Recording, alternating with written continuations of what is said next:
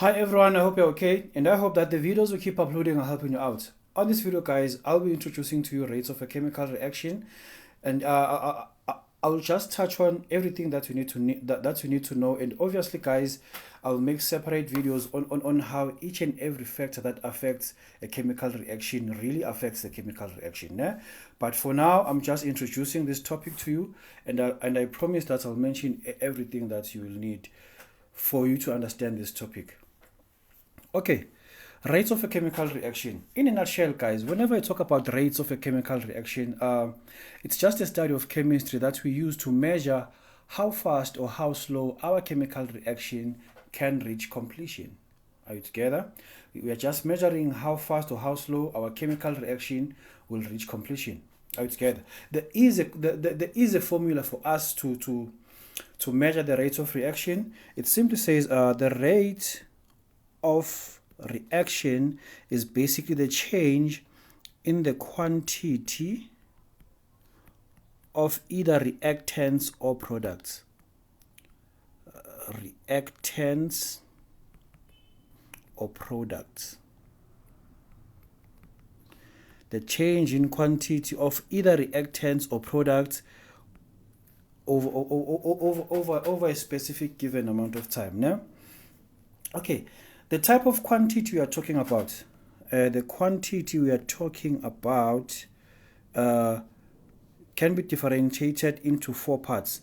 We are talking about the mass of either the reactants or the products, the moles, the number of moles that were used to form products, as well as the concentration of either my products or reactants, concentration, and obviously the volume of my gases. Are you together? So depending, guys, on probably what you are given, because sometimes you might be given a graph over here, and then your independent variable will be time, and then over here will be just one of the quantities. Né? If you have mass on the y-axis, and then they say to you, define the rate of reaction by referring to the graph, you'll simply say the rate of reaction is basically the change in mass all over time. Né? If the mass belongs to the reactants, you'll simply say the change in mass of reactants all over time. If the mass belongs to the products, you'll simply say the change in mass all over the change in mass of products rather all over time. Né? But sometimes you are given the number of moles on the y-axis. If you are given the number of moles on the y-axis and then you are being asked to define, or rather you are being asked to define the rates of reaction by referring to the graph, you'll simply say it's basically the change in the number of moles of either reactants or products all over time, né? depending on the number of moles that you are given over there. Né? If you are given the number of moles of reactants, the change in number of moles over time. If you're given the number of moles of products, we'll simply say it's the change in number of moles of products over time. Né? Do the same thing if concentration was over there, and if the volume of our gases was over there. Né?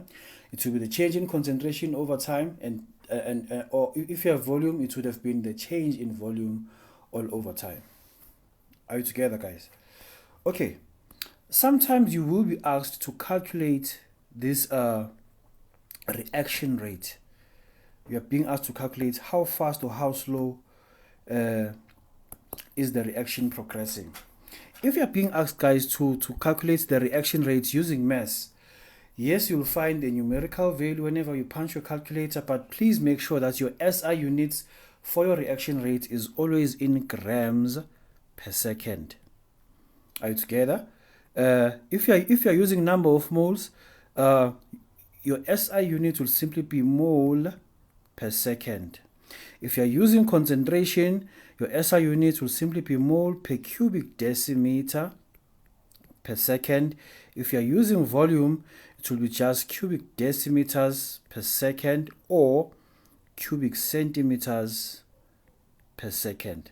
Are you together? And this, guys, it will be per second if and only if you are told that the time should be in seconds. Né?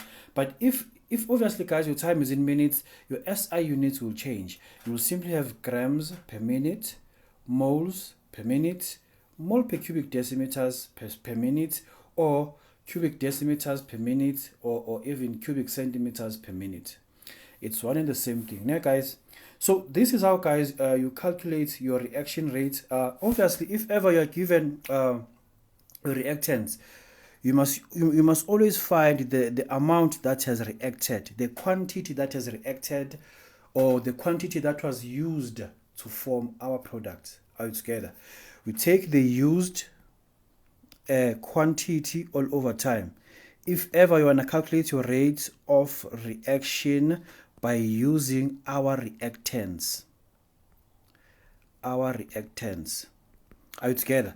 But if you want to calculate the rate of reaction by using the product, you'll simply take the quantity, the change in quantity that was formed, or rather that was made or produced, yeah, that was produced all over time.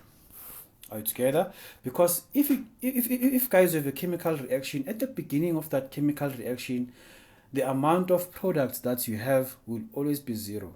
Are you together? At the beginning of that reaction, the amount of products will be zero, but obviously the quantity of products will keep on changing as the reaction progresses. Are you together? That's why we are saying the change in the quantity of product divided by time. Okay, so guys, the formula says rate of a chemical reaction is basically equal to the change in our quantity all over the change in time.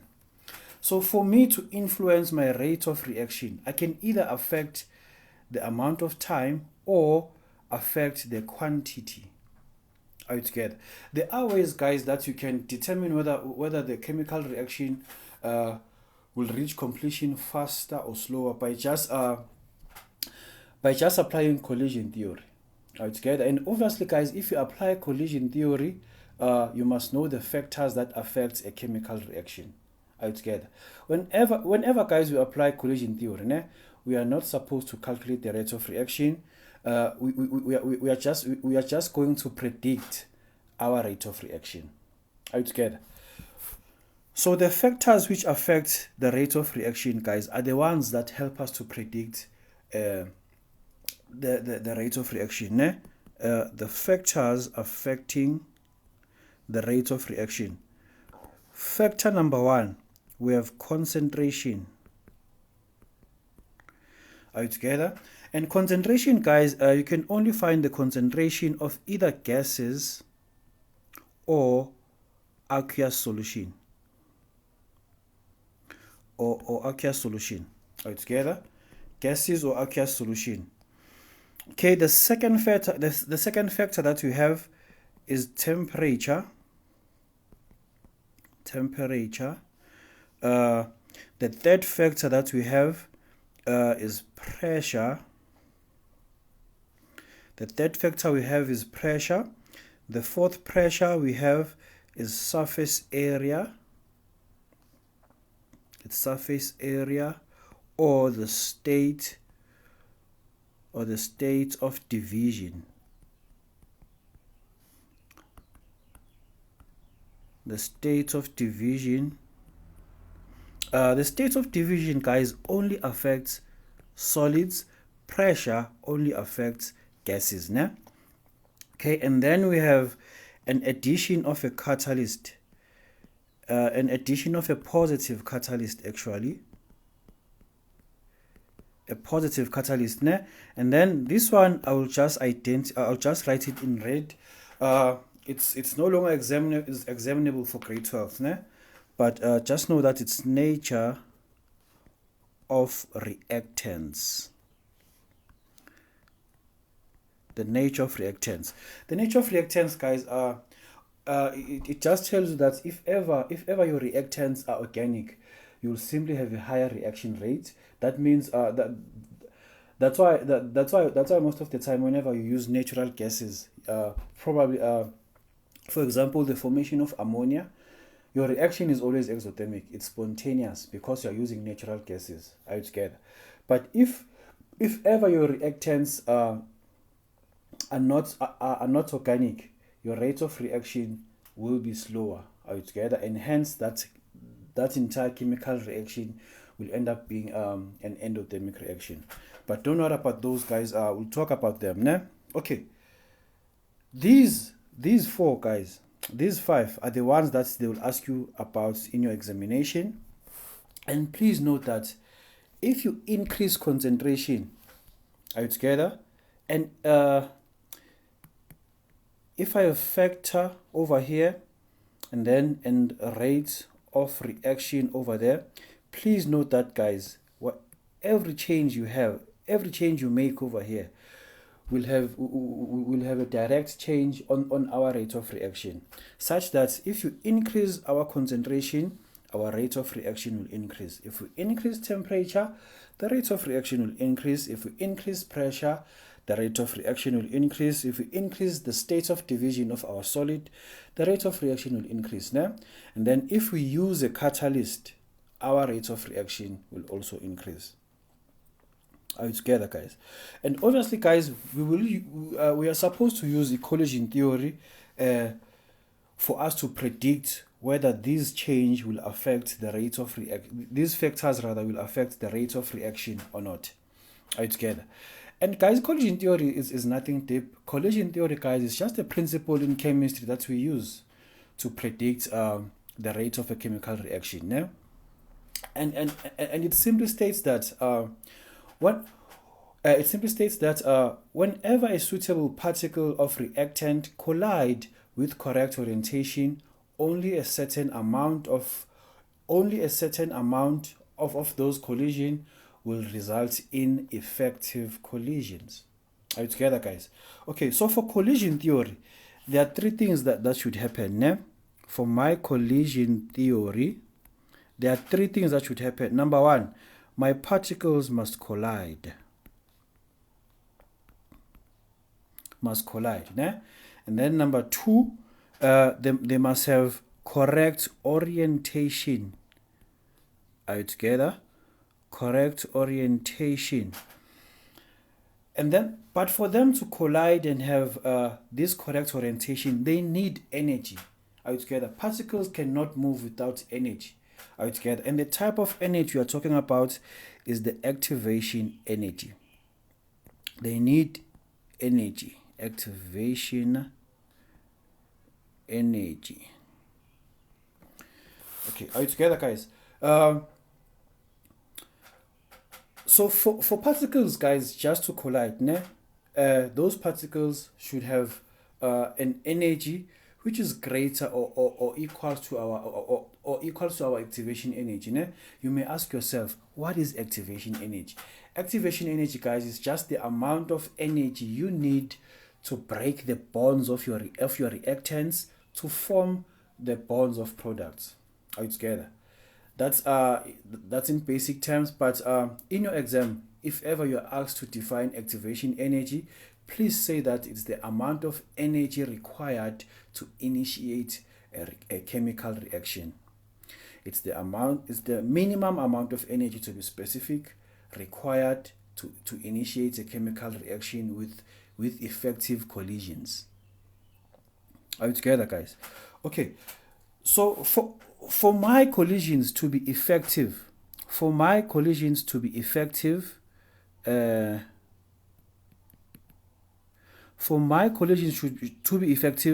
okay, remember that, guys, I'm saying that for my collisions to be effective, that means I know that my particles are colliding already. Né? There are two things that need to be there. Firstly, they must have correct orientation. Secondly, since these particles, guys, are moving in order for them to collide, that means their kinetic energy should be greater than that of the activation energy. For us to form effective collision, the kinetic energy of particles should be greater than that of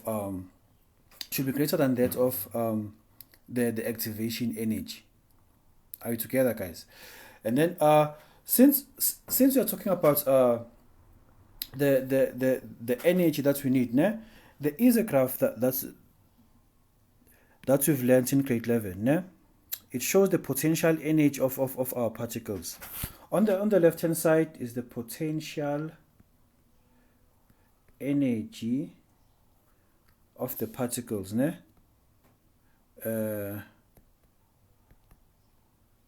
Potential energy,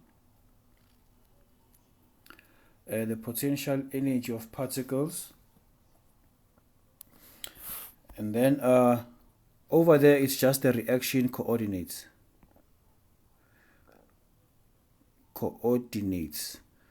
Reaction coordinates. Ne? Okay, we have two sets of a chemical reaction, guys. Ne? It's either our chemical reaction is spontaneous or the chemical reaction is non-spontaneous. Are you together? If our reaction is spontaneous, it simply means that our reaction is exothermic. Spontaneous reactions are exothermic reactions. Ne? Spontaneous reactions are exothermic reactions, and non-spontaneous reactions are called endothermic reactions. Are you together? Okay, so for exothermic reactions, guys, since they are just spontaneous, that means they will start at a higher energy level, reach a maximum over there, or rather the activated complex, and then they will form products. Are you together? So over here, let's say we had our chemical reaction of A2 plus B2 giving us 2AB. So that means over there we will simply have our reactants, that's A2 plus B2, and then over there it's our product, which is just AB. Are you together? I want you to know to know something, that for an exothermic reaction, always the time, this will just represent the heat of our reactants, and this over there will just be the heat of our products. Are you together? Our change in enthalpy, guys, is the one that the examiner uses most of the time to tell us whether our reaction is exothermic or endothermic. Ne? We find our change in enthalpy by simply saying the heat of reactants minus the heat of products. Are you together? And if your change in enthalpy is a positive number, that means your reaction is endothermic. If your change in enthalpy is a positive number, that means your reaction is endothermic. And if your change in enthalpy is a negative number, that means your reaction is exothermic. If you can check here, you'll simply say the heat of products minus the heat of reactants. Ne? We are subtracting a smaller number to a larger number. You'll obviously get an answer which is less than 0. This space over there just represents our change in enthalpy. Are you together? And then obviously this region over here, this is our activation energy, the amount of energy we need so that our reaction will reach the activated complex. Are you together? Please note that, guys, effective collisions are made at the activation complex. Are you together? This place is not called activation complex, rather, but it's the activated complex, the climax. That's where our chemical that's where effective collisions are made. Are you together? Okay, and then if ever, guys, the reaction is endothermic, it will start at a lower energy level, go to the activated complex, and then end at a higher energy level. Ne? And obviously this is the heat of your products. Over there is the heat of reactants. You can see that for you to find the change in enthalpy, the heat of products is greater than the heat of reactants. That means our delta H has to be positive. Are you together, guys?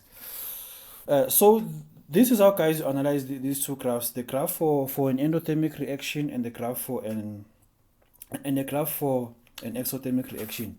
Yes, guys, I will obviously talk about this more especially whenever I talk about how does the catalyst affect a chemical reaction. Yeah? For now, guys, these are the basics that you need for you to know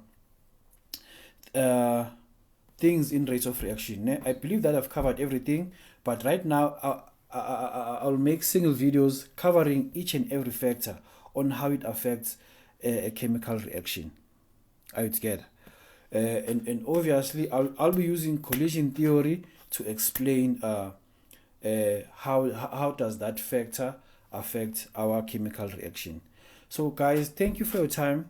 Please click to the next video, guys, so that you'll know how does each and every factor affect the rates of a chemical reaction. Yeah, you can ask me questions, guys, if you have one on the comment section. And please do help us grow the channel by just subscribing. Thank you for your time.